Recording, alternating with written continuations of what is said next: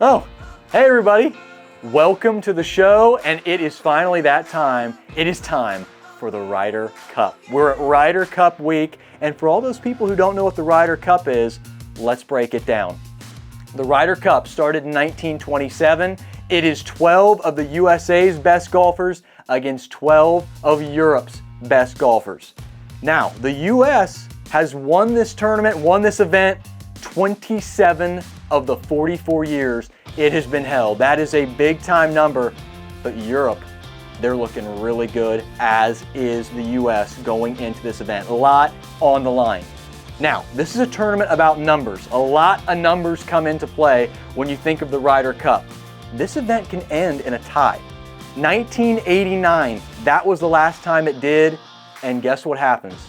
You probably think, okay, well, they're going to go to a playoff, right? No, the team that won the previous Ryder Cup would still claim the cup. In 1989, that was Europe. So Europe, they held on to the Ryder Cup. Let's look at some more numbers. 1993, that was the last time Team USA has won on European soil. That's a long time. We're sitting in 2025. All the way back to 1993, you're going to need to get in a DeLorean time machine to go back that far. Now, how about for Europe? Well, that's a little more, that's within our reach a little more. 2012 was the last time that Europe won on US soil. The Americans didn't like it. Let's put it that way. Now, it's getting feisty, it's getting fired up, and we are back on US soil for this year's Cup, and we're at Bethpage Black in Bethpage, New York.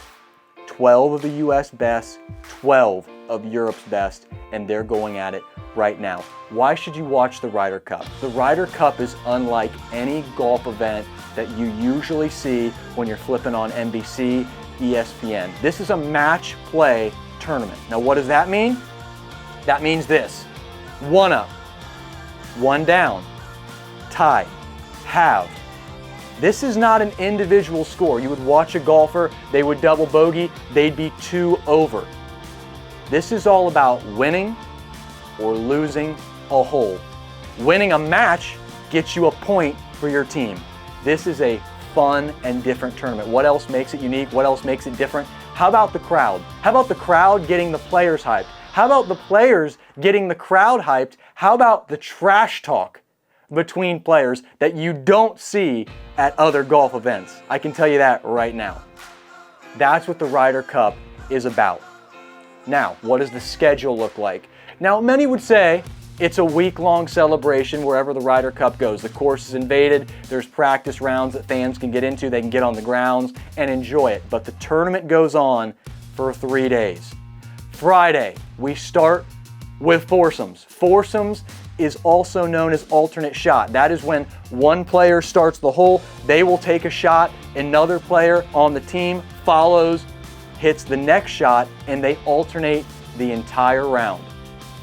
Then, in the afternoon, it's 4-ball. There are 4 balls in play, and players take their best score to win or lose that hole. That's Friday morning, that's Friday afternoon, that's also Saturday morning and Saturday afternoon, and that all kicks off at 7 a.m. on NBC and all of its other affiliates. The good news is, Sunday, if this thing's tight, if this thing is as intense as it has been in the past, we're going to be in for a good one, and you are going to want to be buckled to your couch, because here's why. 12 singles matches kick off at noon for the Ryder Cup. The good news is you don't have to get up early. You can still go to church, you can have breakfast, and you can be all strapped in and ready to go. 12 singles matches, 1v1, 1-on-1 to determine who wins the Ryder Cup. It also gets more fun the later in the day we go Sunday. Another reason why? Some matches start to finish, and the cup is not clinched until we reach that number. We're going to have a good one, folks. All the guys are watching their other players finish out the cup. Who's going to win it? We're going to find out this weekend. Bethpage Black on American soil. Team USA, Team Europe. Let's go break it down. All right, everybody, you are looking at our Ryder Cup board, and it's going to be a good event. We've got Team Europe on the board. Team captain is Luke Donald. Luke Donald defending his Ryder Cup win from 2023 when Europe was in Europe and they got their win. Now we're on U.S. soil. Luke Donald would love nothing more than to go back-to-back, get a win on U.S. soil. That would enshrine him as one of the best Ryder Cup captains in history if he can go on to do that. That would be a big thing for Luke Donald. So what do we have in front of us? We've got Team Europe. Let's break it down. Rory McIlroy. Just this year, Rory won the Masters. He secured his career Grand Slam. Rory would love nothing more than to add a Ryder Cup on U.S. soil. I'm sure his mouth is just watering at the thought of that. Next to him, you've got Justin Rose. Justin Rose, he's been on an absolute tear this year. He's playing some really solid golf. And Jay Rose is ready to get it going here. Gonna point out, Rory McIlroy, Justin Rose, these are the two guys that are the veterans of Team Europe. They've been in a lot of Ryder Cups. They love this tournament, and these are guys that are filled with energy, and they've got a lot of clutch value on Team Europe. We move down the list. Then you've got Jon Rahm. Interesting situation here. Jon Rahm. So back to the captains real quickly. Luke Donald. These guys make their picks. You have some that automatically qualify. Then Luke Donald, his job is to come up with some captain's picks of who he wants to fill out this team. Jon Rahm, you hear that name, you usually would think top 6. This year, Jon had a little bit of an off year. He was down that list a little bit. He makes the list, he makes the team. Jon Rahm was a former #1 player in the world. He had times of dominance, and he had some major success in the Ryder Cup. Jon Rahm could change some things here on American soil. Jon Rahm in the Ryder Cup.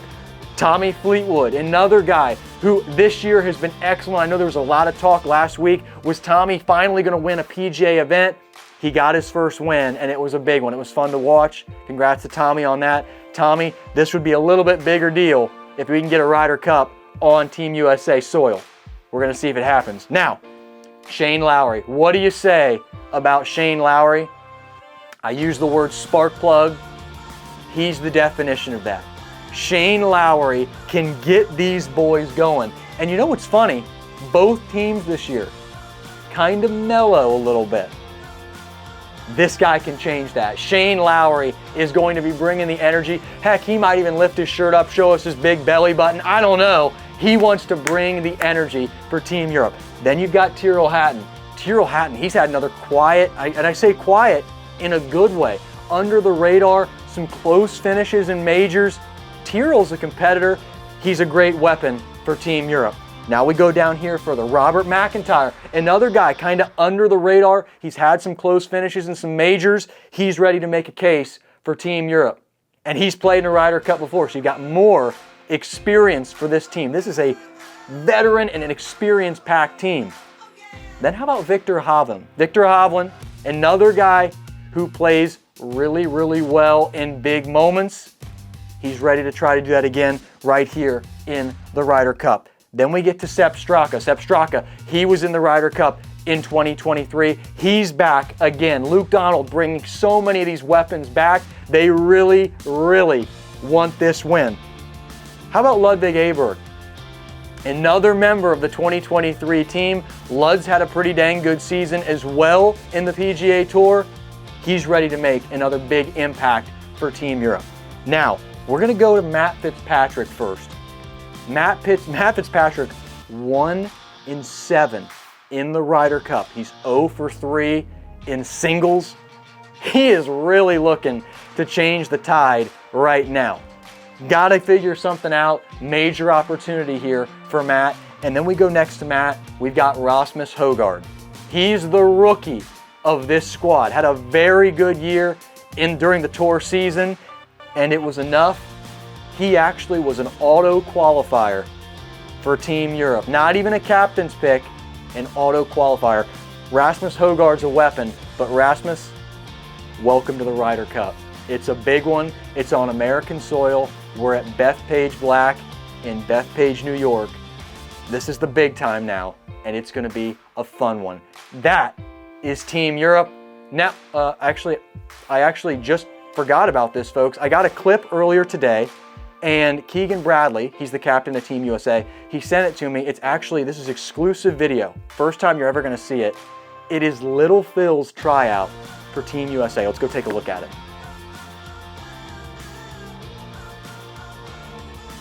All right, everyone, it's time to feast our eyes on Team USA for the Ryder Cup. The captain is Keegan Bradley. There was a lot of talks of whether Captain Keegan was gonna pick himself to play in this year's Ryder Cup. He decides not to, and now we have these 12 men representing Team USA. Let's dive in. We start with Scottie Scheffler. I could go on and on about Scottie, but let's keep it short. He's #1 in the world by a mile. He's getting compared to being the next Tiger Woods. Is that enough, or you want me to say something else? I'm going to say something else. He won 2 out of the 4 majors this year. He won the PGA Championship and the British Open. I'm going to stop there. Did that do it for you? Did that sell Scottie Scheffler? Well, it sold me. Scottie's #1. Keegan is happy to have him on his team. And if I had to believe that there was a conversation going back on in the locker room, Keegan was telling Scottie, hey, Scottie, you can play as much as you want. One thing that's interesting about the Ryder Cup, though, somebody can play as much as they want. They could play every day. They could play Friday morning, Friday afternoon, Saturday morning, Saturday afternoon. They could play Sunday. They could play a total of 5 times. Or somebody could play only once in singles. That's what we have. You've got Scottie Scheffler, then you've got Bryson DeChambeau. What do we think about Bryson? Bryson had a lot going on. He's on the LIV Tour. He wasn't able to play with his teammates to get some practice reps in. That was a big talk of the news as of late, but Bryson's an energy guy. He told everyone in his press conferences he is going to be the spark plug, the Energizer Bunny for Team USA, and it's always fun to watch Bryson play on any golf course. That guy hits it a mile. Now, one thing I want to point out though, as good as Scottie and Bryson have been, I'm going to use the word, they've been mediocre in the Ryder Cup. They've been mediocre. We have to see some results here, and we need some big points from these 2 guys. Now, we drop down another row. Justin Thomas and Patrick Cantlay. You went from mediocre in the Ryder Cup, phenomenal players, but mediocre Ryder Cup, to excelling in the Ryder Cup. Justin Thomas and Patrick Cantlay, 2 of the most clutch guys that the U.S. has on their team. They've been excellent when it comes to Ryder Cup play. They've been very reliable, is the word I want to use for them. Mr. Reliable, Justin Thomas and Patrick Cantlay. You go down another row. You've got Xander Schauffele. You've got Colin Morikawa. You hear those 2 names, you think, okay, major names in golf. Ryder Cup, though, I'm going to use the word again, mediocre. We're looking to see some serious results from this top half of the board. If the U.S. wants to have a weekend that they think they're going to, they think they're going to win on home soil, that's been the past back and forth home soil, they need these 6 to perform big time. Let's drop down to our second half. Sam Burns, Harris English. Second Ryder Cup appearance for both of these guys. They're 1 and 2 in Ryder Cup play. Big moments for them as well to put some points on the board and make their names go a little further in the golf world. Again, they've played in the Ryder Cup. Let's take a look at our next 4 guys. You look back at Team Europe, they had 1 Ryder Cup rookie. That was Rasmus Højgaard. Now we look at the U.S., you've got 4 Ryder Cup rookies. People say the Ryder Cup is unlike anything you've ever played in. The intensity, the pressure, it's for your country. You got J.J. Spaun. J.J. Spaun won the U.S. Open this year. His name's been floating around. He's been in great pairings with other major champions in the past majors this year. He's on this team. It's his first year. Ben Griffin. He's an upcoming name in the golf world. He's trying to make a little statement, get that name out there a little more in the golf world. Big moment for young Ben Griffin on Team USA. Then we've got Russell Henley, another major moment for him. Can he push his name a little further and come up with some big points from Team USA? We're going to find out. And then lastly, we've got Cam Young. Cam Young's been around for a little while. He's ready to make his Ryder Cup debut. Cam Young gonna score some points? We're gonna find out this weekend. Friday, Saturday, Sunday. It's the Ryder Cup, folks. Golf's biggest party, and we are ready for it. It is going to be a fun one. Team USA, Team Europe. And this event, it's gonna be wet, it's gonna be wild. Let's have some fun and let's enjoy it. Stay tuned. I'm gonna have some updates during the week for you. I'll have the board back out. We'll have some matchups on here and we'll be breaking it all down. So don't go anywhere, but it's time for Ryder Cup action. Let's enjoy it.